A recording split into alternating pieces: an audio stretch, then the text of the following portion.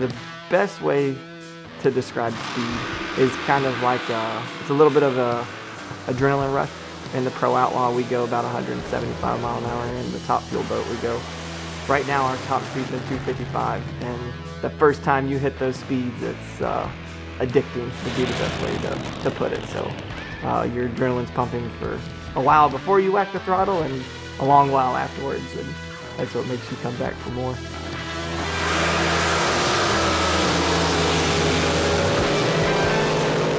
Kind of to give a little bit of background on Lucas Oil drag boats, and they range from your everyday lake boat, from river racer boats to all the way up to the Top Fuel hydro.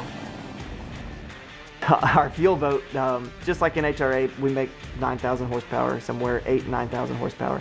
The boats weigh somewhere in the neighborhood of 3,000 to 3,500 pounds, and really our motors and some of the technology in our deals is a little bit older technology, but that kind of comes back where the creative side comes back into play, is that we can make the boat work harder, faster for us and make it lighter, and I think that's part of the reason that we do as well, that we have done with our fuel boat compared to what motors they're running in some of the other boats and what we're competing against, which is pretty cool. That's what makes it fun for us, that there's not a big rule book hold down. They're 500 cubic inch Hemis, and the Pro Outlaw is the same thing. The good thing with the Pro Outlaw, from Pro Outlaw, which is a bracket class, all the way down to River Racer, you dial the boats into any bracket, which makes the money part of it kind of go out the window, and that keeps the creativity side into it. I mean, you can have any type of boat really, and you can go run it and just have to be within a certain time slip. And then there's some safety stuff you have to do like normal, but there's nothing super major. So it's kind of cool that we still have the creative part, and we just have to dial it into a class. So you can run any kind of motor, whether it's naturally aspirated, blown, nitrous, turboed, it doesn't matter. We have all kinds. I mean, there's all kinds of guys that run all different types of setups.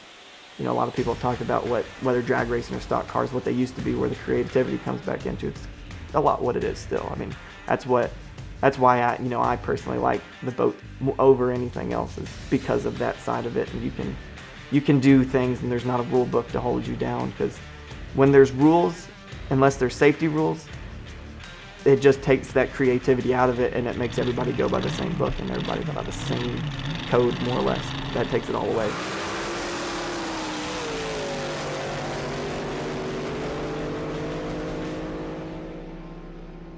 I mean, I've been building boats with my dad, because my dad ran drag boats back in the 80s, and so I've grown up around building them. I just never raced them. And I'd always been into cars and stock cars, that kind of thing. So kind of went into there, and I think a lot of the background that my dad had, whether, you know, on his drag boat stuff, on, you know, he used to work for Eastern, so he knew some aero stuff on that, and the people along the way that have gotten us to where we are now. And that's part of the reason we're as successful as we are. Is, I mean, at the end of the day, you can do the work, you can, you know, and the work and the hours is what it takes, but it also takes the people that have the knowledge to help you get there. So like for our team too, I mean, we have everything in-house. I think we're the first team ever really to have not only the capsules, but the boats and all the molds. So we have everything in-house, so we do it all. I mean, there's very few things that we sub out. I mean, everything's pretty much done here by us.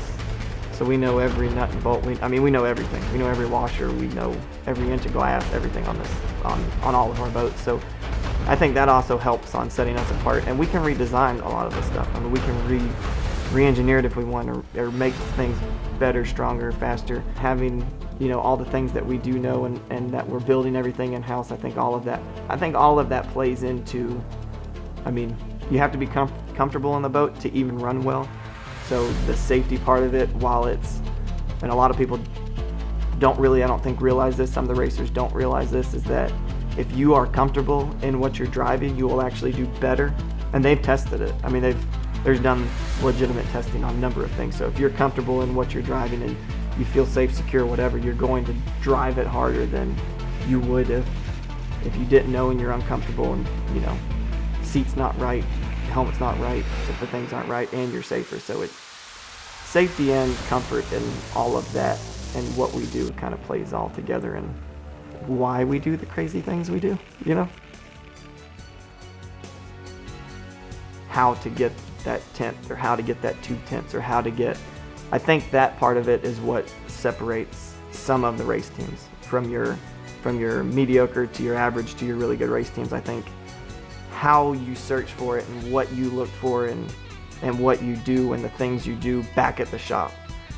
And there's a wide range of racers. There's some that just do it for fun. They just want to go, whether it's a drag strip, want to go A to B, or they just want to make laps in circle track or road course or whatever it is. Everybody has their own motives and what they want to do. So some people just do it as a hobby. Some people do it as career, or some people do it as, you know, that's what they love and dream and eat and sleep it. And, you know, the speed comes as a factor of wanting to be up front, competitive in the wind, and the faster you can go, the better off you are, and the more of a competitive edge. And that goes back to how much work you put in, because of how many hours, days, years, months, time that's been spent on just building, whether it's a boat, car, whatever the race vehicle is. It doesn't matter. It's kind of all the same. That's what makes you want to get faster, better, you know, and improve your speed overall.